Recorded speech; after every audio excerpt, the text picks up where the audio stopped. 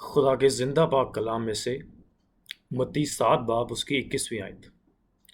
जो मुझसे है खुदावंद कहते हैं, उनमें से हर एक आसमान की बादशाही में दाखिल ना होगा, मगर वही जो मेरे आसमानी बाप की मर्जी पर चलता है। आमीन। I will read in English as well. Matthew chapter 7 verse 21. Not everyone who says to me, Lord, Lord, will enter the kingdom of heaven, but he who does the will of my Father who is in heaven will enter. Amen. In the previous two videos, we have been learning about the importance of the Word of God. खुदा के कलाम की जो अहमियत है उसके बारे में हम देख रहे हैं। हमने देखा कि खुदा हमें अब्दी ज़िंदगी देना चाहता है। God wants to give us eternal life.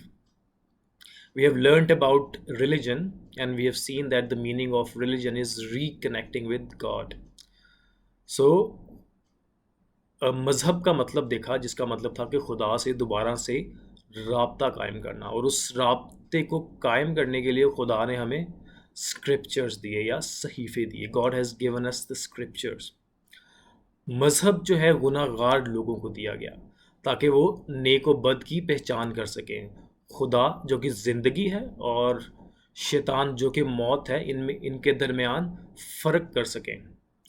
मौत जो इंसानियत में दाखिल हुई थी जब आदम ने गुनाह किया, खुदा उस मौत को ख़त्म करना चाहता है।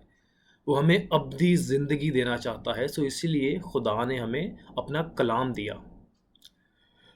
हमें स्क्रिप्चर्स दिए गए, हमें कलाम मुक़द्दस दिया गया जिसमें खुदा की मर्ज़ी छुपी हुई है, जिसमें खुदा की मर्ज़ी पोशीदा है। पुराने अहद में से एक वर्स पढ़ेंगे हम, आमूस 3 बाब उसकी 7वीं आयत। यकीनन खुदावंद खुदा कुछ नहीं करता जब तक कि अपना भेद अपने खिदमत गुजार नबियों पर पहले आश्कारा ना करे। Amos chapter 3 verse 7. Surely the Lord God does nothing unless he reveals his secret counsel to his servants the prophets. Amen. सो हमने ये वर्स देखी जिसमें खुदा बयान कर रहा है कि सबसे पहले खुदा अपनी सीक्रेट काउंसिल या अपना भेद खिदमत गुजार नबियों पर आश्कारा करता है। दूसरे अल्फाज में खुदा पहले पेशन गोई करता है, और जिस चीज़ की पेशन गोई खुदा करता है उसकी तकमील भी खुदा करता है। सो खुदा ने हमें सहीफ़े दिए। God has given us his scriptures so that we may know his will. लेकिन खुदा की जो मर्ज़ी है वो एज इट इज़ नहीं लिखी, वो आसान अल्फाज में नहीं लिखी हुई। It is hidden, it's concealed. So एक आम शख्स उस कलाम को नहीं जान सकता, उस मर्ज़ी को नहीं जान सकता। अगर आप पढ़ें यसाया 14 बाब उसकी 24वीं आयत, if you read Isaiah chapter 14 verse 24, it describes about God planning and God fulfilling. वो बयान करता है कि खुदा पहले प्लान करता है और फिर खुदा ही उसकी अपने प्लान की तकमील करता है। और खुदा ने हमें स्क्रिप्चर दिया, तो स्क्रिप्चर हमें एक शख्स के ज़रिए मिलता है, एक ऐसा शख्स जो खुदा की तरफ से हमसे बात करता है। खुदा सबसे पहले एक शख्स को जो है चुनता है, उसे आसमानी चीज़ें दिखाता है और उसे कहता है कि वो इन्हें लिखे। सो वो शख्स जो उसे लिखता है उसे प्रॉफिट कहते हैं। फॉर इंस्टेंस, मूसा ने पहली 5 किताबें लिखी। एपोस्टल जॉन, मुकद्दस यूहन्ना, जिन्होंने मुकाशफा लिखा। जो पहली 5 किताबें हैं इसमें प्रोफेसीज हैं। ठीक है, अगर हम यूहन्ना 5 बाब उसकी 46वीं आयत देखें, if you read John chapter 5 verse 46, it says that Moses wrote about Jesus, right? So these were the prophecies of Jesus, and likewise Revelation, it is a book of prophecy. If you read the verse of Revelation chapter 1 verse 3, it states that Revelation is a book of prophecy. वहाँ पे बयान किया गया कि मुकाशफा जो है वो पेशन गोई की किताब है। ठीक है, सो हमने देखा मज़हब के लिए हमें हमारे पास सहीफ़े हैं, और सहीफ़ों में क्या बयान किया गया है? खुदा की मर्ज़ी। लेकिन सिर्फ बाइबल ही क्यों? हाँ, हमने कभी ये सोचा है कि हम सिर्फ बाइबल ही पे क्यों बिलीव करते हैं? यहाँ पे और भी दूसरी मुक़द्दस किताबें अवेलेबल हैं। बाइबल ही क्यों ऑथेंटिक है एंड और ये दूसरी किताबों से मुख्तलिफ क्यों है, इसके बारे में मैं आपको बताता चलूँगा। सबसे पहले, बाइबल मुक़द्दस वो वाहिद किताब है जिसमें जिस्मानी तकमील रिकॉर्ड की गई है। It is the only book which records the physical fulfilments. ये वो वाहिद किताब है जिसमें जिस्मानी तकमील शामिल की गई है, लिखी गई है। और दूसरी बात, Bible the Bible is interwoven, it's connected, it's uniform and organised. It is such an amazing book. और ये बहुत ही यूनिक बुक है और ये किसी इंसान का काम नहीं हो सकता। It can never be a work of some person. So ये खुदा का काम है। The uniformity which is present in the New Testament and the Old Testament, that is a unique, that is very unique point. So हमें जानना है और हमें सीखना है कि इस रूहानी किताब में, इस आसमानी किताब में क्या लिखा है। खुदा हमसे रिक्वेस्ट करता है कि हम खुदा के कलाम को सीखें और उसे जानें। हमारी ईमान की ज़िंदगी जो है वो किस पर मुनहसर है, वो खुदा के कलाम पर है। जिस तरह हमने यूहन्ना पहला बाब उसकी पहली आयत में देखा कि खुदा कलाम है। In John chapter 1 verse 1 we have seen that God is word, and in chapter 1 John chapter 1 verse 1 to 5 we have seen that Jesus is also word. पहला यूहन्ना पहला बाब उसकी पहली 5 आयात में भी लिखा है कि खुदावंद यस्सु मसीह वो भी क्या है, कलाम है। सो कलाम को जानना ये पहला स्टेप है रूहानियत की तरफ। It is the first step, ये बिगिनिंग है, इट्स जस्ट अ स्टार्ट। अगर हम पढ़ें इमसाल पहला बाब उसकी 7वीं आयत, उसमें यूँ लिखा है, खुदावंद का खौफ इल्म का शुरू है, लेकिन अहमक हिकमत और तरबियत की हकारत करते हैं। I will read in English as well. The fear of Lord is the beginning of knowledge. Fools despise wisdom and instruction. So learning the word, knowing the word of God, it's the first step. It is just the beginning. So खुदावंद का खौफ इल्म का शुरू है.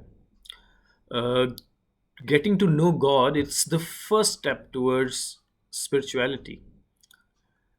आप अगर खुदावंद के कलाम का इल्म हासिल करते हैं तो आपके अंदर ईमान पैदा होगा। और ईमान कामिल कैसे होगा? अमाल से। क्योंकि जो आपने इल्म सीखा है, the knowledge which you have learned, it contains the will of God. जो खुदा का कलाम है इसमें खुदा की मर्ज़ी शामिल है, उसकी मर्ज़ी का के बारे में बताया गया है। सो अगर हम उसकी मर्ज़ी जानते हैं और उस पर ईमान लेकर आते हैं और उस पर अमल करते हैं तो हमारा ईमान क्या होगा? ज़िंदा ईमान होगा। और ये वो ईमान है जिसको खुदा एक्नॉलेज करता है। खुदा ऐसा ईमान चाहता है। खुदा चाहता है कि हम उसकी मर्ज़ी जानें और उस पर अमल करें। I give you an example है। इब्राहिम खुदा पर ईमान लेकर आया और खुदा ने इब्राहिम से जो भी कहा, इब्राहिम ने खुदा की बात को सुना, खुदा की बात को एक्नॉलेज किया। इब्राहिम ने अपना होम टाउन छोड़ा और जाके एक ऐसे मुल्क में रहा जो उसका नहीं था, लेकिन उसका ईमान खुदा पर था। तो वो जो भी खुदा उसे कहता था इब्राहिम वो करता था। ईमान की वजह से ही वो अपने बेटे को उस पहाड़ पर लेके गया ताकि उसको कुर्बान करे। सो ईमान जो है वो कामिल होता है अमाल से। अगर इब्राहिम भी जस्ट मुंह से इकरार करता और जो खुदा उसे कहता वो ना करता तो वो ईमानदार ना कहलाता। इब्राहिम को ईमानदारों का बाप कहा जाता है। Abraham is called the father of believers, right. So इसी तरह नूह जो है वो कितने सालों तक कश्ती बनाता रहा। उसके आसपास जो लोग मौजूद थे वो उसका मजाक उड़ाते थे, लेकिन he was acting solemnly according to the word of God. He was acting only according to the word of God. वो खुदा की बात सुन रहा था और उसी पर वो ईमान लेकर आया था। इसीलिए वो भी क्या था? ईमानदार था। जो हकीकी तौर पे ईमानदार हैं वो सिर्फ खुदा के कलाम को हासिल नहीं करते, सिर्फ सुनते नहीं हैं, बल्कि उस पर अमल भी करते हैं। और ये ऐसा फेथ है जिसको खुदा एक्नॉलेज करता है। This is the faith acknowledged by God. और यही ईमान है जो खुदा को चाहिए। सिर्फ मुंह से इकरार करना कि मैं खुदा और यस्सु पर ईमान रखता हूँ, ये ईमान नहीं है। Instead acting on the will of God, ये चीज़ खुदा को चाहिए कि खुदा की मर्ज़ी पर हम लोग अमल करें। हम अगर अपने मुंह से इकरार करते हैं, अपने मुंह से कहते हैं कि हम खुदा और यीशु पर ईमान लेकर आते हैं, लेकिन हम खुदा की मर्ज़ी को नहीं जानते, तो क्या हम ईमानदार कहलाने के लायक हैं? हमें इस चीज़ पर सोचना है। हमें खुदा की मर्ज़ी को जानना है पहले। खुदा को जानना ये क्या है? आगाज़। अगर हम खुदा को जानेंगे तो हमारे अंदर ईमान पैदा होगा, और हमारा ईमान कामिल तब होगा अगर हम उन चीज़ों पर अमल करें। और अगर हम खुदा की मर्ज़ी पर चलते हैं, तो खुदा ने जो बरक़ात का वादा किया है अपने कलाम में, खुदा वो हमें देगा। वो बरक़ात क्या है? वो हमें अपनी बादशाही में दाखिल होने का मौका अता करेगा और हमें अब्दी ज़िंदगी अता करेगा। जैसे हमने आगाज़ में जो वर्स पढ़ी, the verse which we read in the beginning, Matthew 7 verse 21, उसमें साफ साफ बयान किया गया है कि सिर्फ वही लोग खुदा की बादशाही में दाखिल हो सकते हैं जो खुदा की मर्ज़ी पर चलते हैं।